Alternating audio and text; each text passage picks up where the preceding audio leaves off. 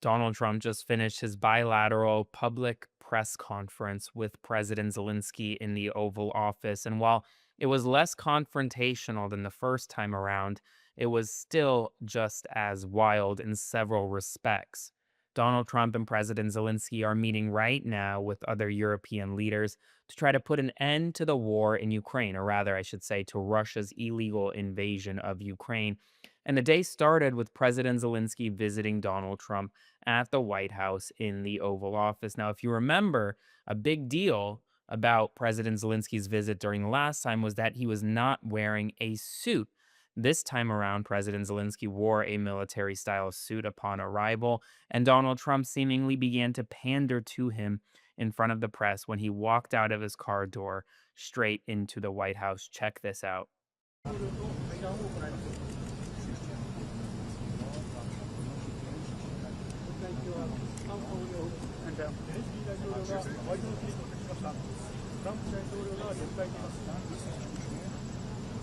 President Trump, sir, your message to the people of Ukraine as world leaders gather here today. Russia continues, Russia continues to attack civilians in Kharkiv, killing many. Is there a just offer for peace on the table? Will you cede land to Russia? Now, when they got into the Oval Office, it was a bit of a chaotic scene. You had a lot of press there. A lot of folks around were trying to get in their questions and try to get more information out of President Zelensky and Donald Trump. And I want to start off by going through the press conference and showing you some of the major points. But probably the biggest point coming out of this press conference that I think that needs to be said is that Donald Trump joked about possibly not holding an election in 2028 in the United States of America if we are at war. Watch this moment. Upon peace, God willing we get peace, are you open to holding an election in your country? Yes, of course. We are open for election, yes. We have to do safety circumstances, and a little bit we need to work in the parliament, because during the war you can't have elections, but we can do security. We need, maybe, how to say, we need a truth, yes, everywhere, in the battlefield, in the sky, and the sea, yeah, to make possible for people to do democratic, open, legal elections. So you say we're ready. during the war you can't have elections. So let me just say 3.5 years from now, so you mean if we happen to be in a war with somebody, no more elections? Oh, that's good. I wonder what the fake You like news this is. idea? Yeah. No, this is- No. Speaking of news, I got a question.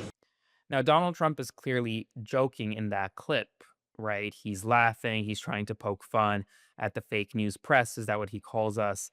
He wants people to kind of get riled up. And I encourage you to kind of see through this as a bit of a distraction. While Donald Trump could certainly imagine and dream of the possibility of him staying in office because America is at a war, throughout history, America's wartime status has never prevented it from having elections. You still have elections every 4 years, but it is still significant that an American president would literally be sitting in the Oval Office in the White House, joking about the possibility of staying in office for a third term and essentially just abandoning the United States Constitution and abandoning the notion that the United States of America is the beacon of freedom in the West and will always host elections. Now, getting to business, the two of them spoke about the future of this conflict. And Donald Trump was asked whether or not Russia would still face, quote, severe consequences if it did not end the war in Ukraine, if it did not agree to a ceasefire, essentially. And Donald Trump dismissed that outright. He said, quote, I don't think you need a ceasefire. Now, that comment is significant because it is yet another example of Donald Trump straying away from his prior comments related to Ukraine. His prior position was that we need an immediate ceasefire. We need to stop the killing. We need to stop the bombing. He talks about how every day there are 4, 5, 6, 7,000 people killed on the battlefield. I don't know if that's true or not. There are several thousand people dying. Yes, he is right. But he says that, and he says that he wants a ceasefire. But in the past week, his tone has completely shifted on this idea of a ceasefire. It's no longer a need for a ceasefire. Rather, now it's he wants a complete permanent type of peace deal. And that echoes what Vladimir Putin has been saying. Check this out. you, Mr. President. Last week you warned of what you called severe consequences if a 30-day ceasefire or any type of ceasefire were not agreed to by Russia. Will there be severe consequences? Does that change because of I your don't meeting think with you need a President Putin? ceasefire. You know, if you look at the 6 deals that I settled this year, they were all at war. I didn't do any ceasefires. And I know that it might be good to have, but I can also understand strategically why, well, you know, one country or the other wouldn't want it. You have a ceasefire and they rebuild and rebuild and rebuild, and, you know, maybe they don't want that. But if you look at the 6 deals that we made peace and you know, long-term, long-running wars, I didn't do any ceasefires. Would I like the concept, you know, I like the concept of a ceasefire for one reason, because you'd stop killing people immediately, as opposed to in 2 weeks or 1 week or whatever it takes. But we can work a deal where we're working on a peace deal while they're fighting. They have to fight.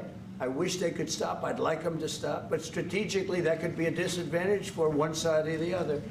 But all of these deals I made without even the mention of the words ceasefire.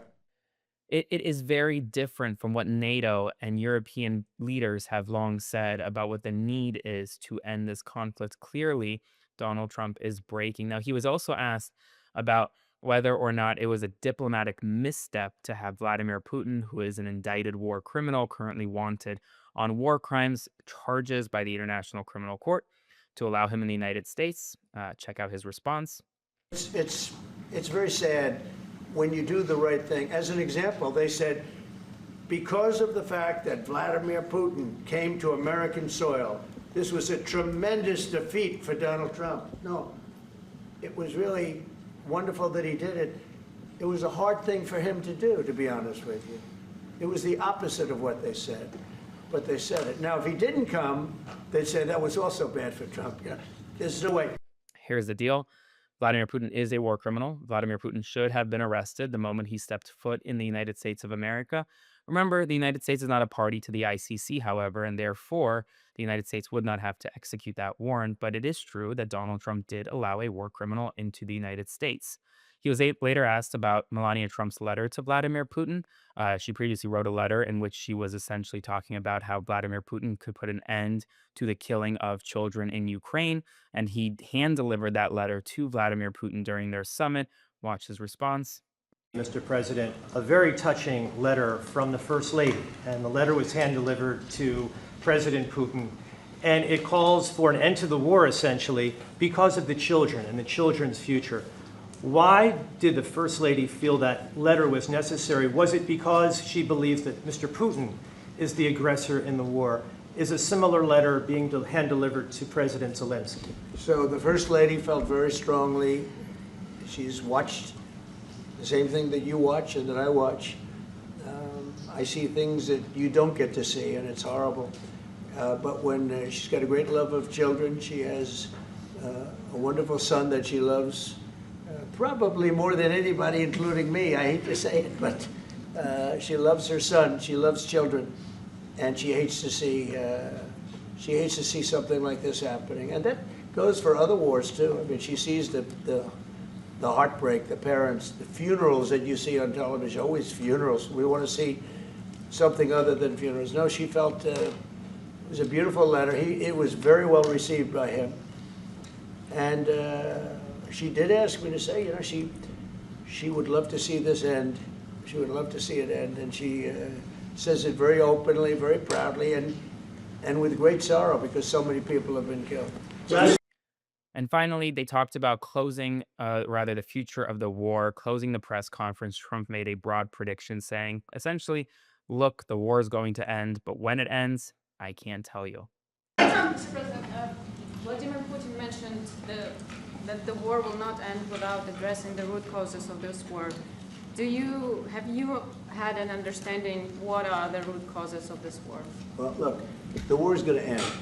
When it ends, I can't tell you, but the war is going to end, and this gentleman wants it to end, and Vladimir Putin wants it to end. I think the whole world is tired of it, and we're going to get it ended. It was, you know, I've done 6 wars. I've ended 6 wars, and I thought this maybe would be the easiest one, and it's not the easiest one. It's a tough one.